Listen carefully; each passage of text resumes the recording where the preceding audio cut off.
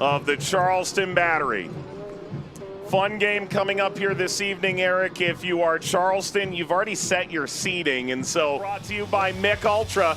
And for Charleston there, without Emilio Icaza and Juan David Torres, Segbers coming into the 11 for Detroit, and they've made some pretty surprising moves. Villanueva, Carroll, Cedeno, Williams, all to the bench. And they're First touch belongs to Arturo Rodríguez, and here we go. Patriots Point in the low country. It's easy work for Leland Archer. Hammers the diagonal, seeking Rodríguez. Ball got knocked down by Wiedt. Blackstock kept it moving. Rodríguez clips the cross. Amu Mensah nods it further. Segbers, ball caught at the feet of Carlos Herrera, and he hangs on.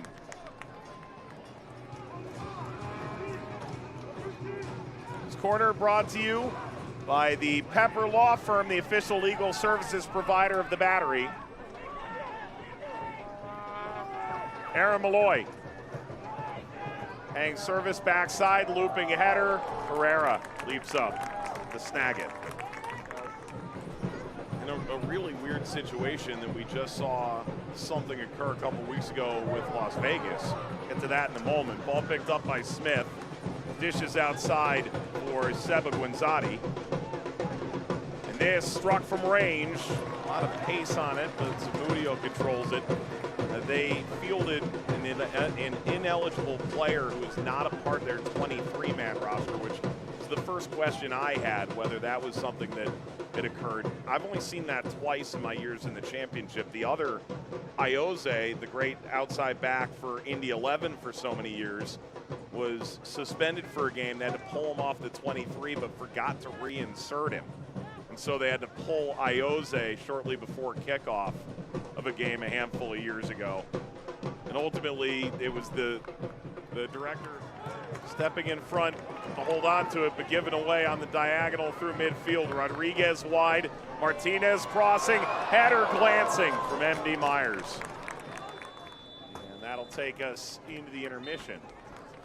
Scoreless here at the break. And for Detroit City, structure defensively has been great. 7 goal contributions in 550 minutes. That's pretty good. Detroit gets the first touch of the second half. Here we go. Win for Charleston would... Besides that, haven't seen his involvement in the attacking half of the field. I don't imagine you want that to grow. Header down. Advantage played. What a hit. Mensah just absolutely comes through the player. And is that not Bryant? Oh, there's, okay, yep. The first one. I'm like, wait a minute. We said it a few moments ago, this is really good officiating because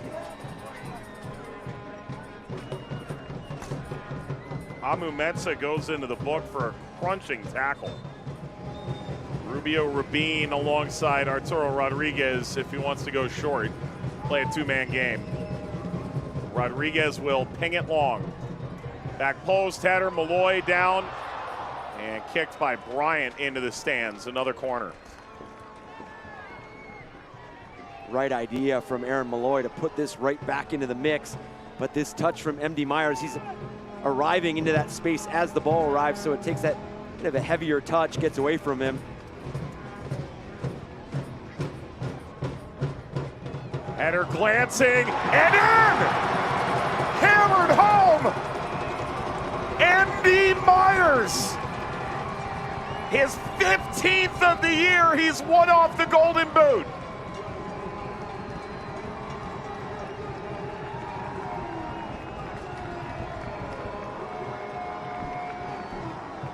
The breakthrough Charleston had been waiting for comes 65 minutes into the match.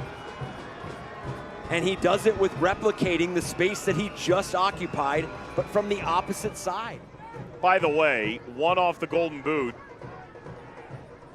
means Cal Jennings, his teammate. Ball into the box, lifted into the air. Carried into the width. Landry upfield, Rubin. The tiebreaker for the Golden Boot, assists. Jennings has 6, Myers has 4. Diouf! Detroit responds instantaneously! A win puts them in the playoffs, and Detroit equalizing with plenty of time remaining in Charleston.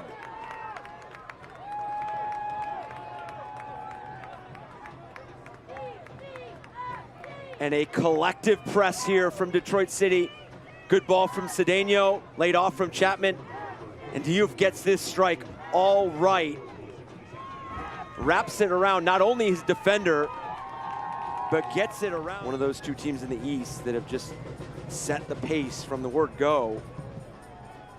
That says something.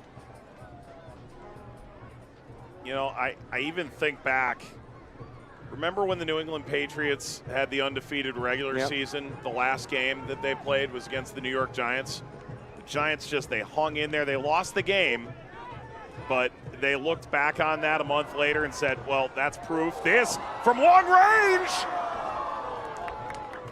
I mean, you want to talk about trying to take the entire game on your shoulder world off its axis. Yeah, this touch just gets away from Leland Archer. Terrific vision to see how far Zamudio was off his line. And typically that is a situation where you do have a goalkeeper higher because you're in possession. Just one of those awkward situations where ball bounces away from you, but clever from Adebayo-Smith, just unable to get that to dip at the right time. They're having trouble getting it off Charleston. That's it, it's full time.